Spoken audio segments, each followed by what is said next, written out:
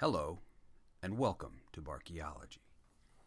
My name is Kenneth Daw, and my lifelong love of dogs, my passion for art and archaeology have led me to create this project and this podcast.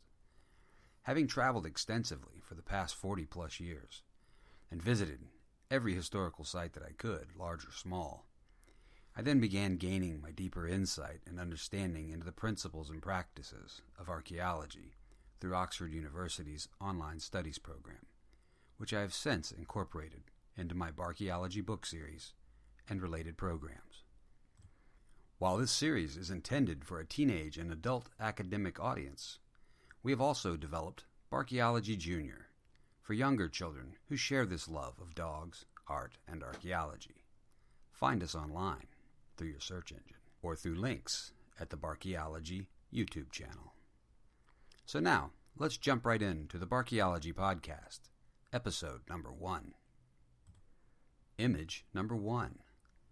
This first image features an example of Australian Aborigine cave art found at the Split Rock Art Site in Lara, North Queensland, Australia. The image shown features a man, a woman, each distinguished by prominent anatomical features, as well as several dogs. This style of cave art falls into the category of primitive art, and is also referred to as rock art or parietal art. Such art is a global phenomenon that is found in widely varying cultures, climates, and locations.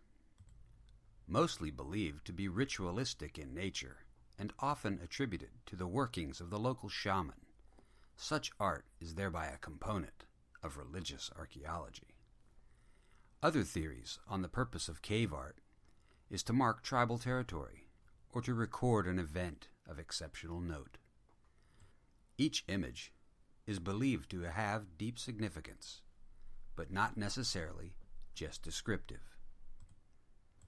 The study of cave art originated in the late 1800s with French scholars who were studying and writing about primitive art and archaeological finds from European caves dating back to the late Pleistocene epoch of approximately 12,000 years ago.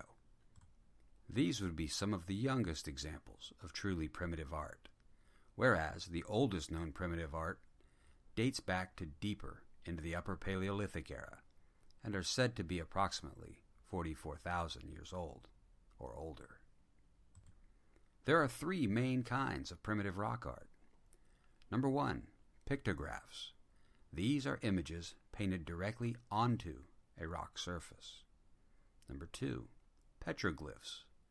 These are images that are carved into a rock surface.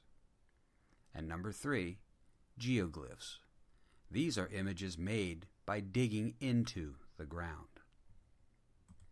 Based on the method and materials used in the creation of this piece, this type of primitive art is a pictograph, with its images painted onto the surface of the cave wall. The materials used in this pictograph include ochre, a natural earth pigment containing hematite or dehydrated iron oxide for the red color, charcoal or manganese for the black color, and natural chalk, kaolinite clay, or diatomaceous earth for the white color. These natural pigments were in turn ground up or mixed with fluids such as water, urine, blood, or egg yolks, before being applied to the rock surface with fingers, brushes, or sticks. Dry pigments were also applied directly by various methods, including being blown directly onto the rock surface. Cave floors have been found covered with as much as 8 inches of art-ready ochre, which may not only represent an art site, but also possibly an ochre production site for art and other uses. While some Stone Age peoples used red ochre to paint their bodies, dye animal skins, coat their weapons, and other decorative purposes, Neolithic burials are also known to sometimes include red ochre, which is believed to have symbolized the blood of the sacred goddess. The oldest known usage of red ochre for artistic purposes is to be found on a small stone artifact from the Blombos Cave in South Africa, This artifact is dated back to approximately 75,000 BC. When looking at cave art, an individual mark, such as the dogs or the people in this image, is called a motif. The most common known motifs include animals, plants, people, symbols, also called geometric signs. A collection of motifs on a cave wall is called a panel. A series of panels, in turn, is called an archaeological site. The dogs in this pictograph are an Australian breed called a dingo. This is a semi-domesticated South Asian canine that returned to its wild lifestyle after being introduced into Australia by Asian naval explorers about 4,000 years ago. Since its introduction into the family of Australian fauna, it has become the largest land predator. The native Aborigines call the dingo by many names, such as Jugong, Nagam, Bulomo, Miragung, Wantabiri, Maliki, Repeti, and other assorted names. The Aborigines also believe that the dingo can see into the supernatural realm and can then warn humans against evil forces in the area.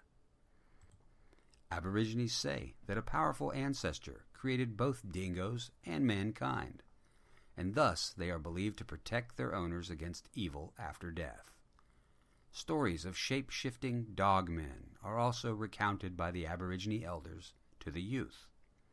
Dingoes and these fantastical hybrid dingo men are also said to protect the souls of the children from the mamu, a dark creature who eats the souls of children who wander away from their homes and are lost.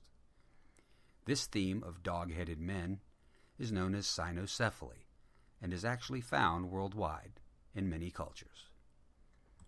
In conclusion of our overview of Barkeology, image number 1, this example of cave art also serves as an early example of the close connection shared between dogs and people, and it is a connection that continues to grow stronger as the nature of our bond and our reliance on each other changes as society develops and grows. Thank you for watching. Please subscribe and click the bell for notification of upcoming videos. This is Kenneth Daw of Barkeology, wishing you and your dog well.